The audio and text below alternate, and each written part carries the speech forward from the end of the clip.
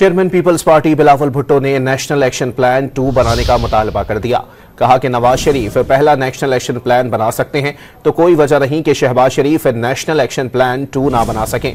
कौमी असम्बली में इजहार ख्याल करते हुए वाज़े किया कि बाकी अनासिर आज़ादी नहीं गैर मुल्की फंडिंग से अमन व अमान तबाह करना चाहते हैं।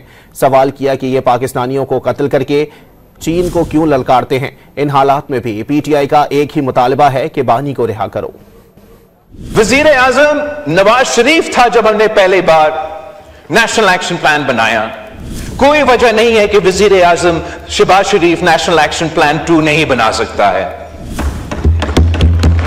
ना वो मजहबी दहशतगर्द इस्लामी रियासत चाहता है, ना ये सो कॉल्ड बलोच दहशतगर्द आजादी अपने हकूक चाहते हैं। जनाब स्पीकर, वो खून खराबा करते हैं, वो पाकिस्तान की अवाम की तरक्की का रास्ता रोकना चाहते हैं, और जो बैन अल-अक़वामी कुव्वतें उनके पीछे खड़े हैं, उनके लिए फाइनेंशियल सपोर्ट और बाकी लॉजिस्टिकल सपोर्ट भी प्रोवाइड करते हैं, उनका जो एम्स है वो हासिल करना चाहते हैं।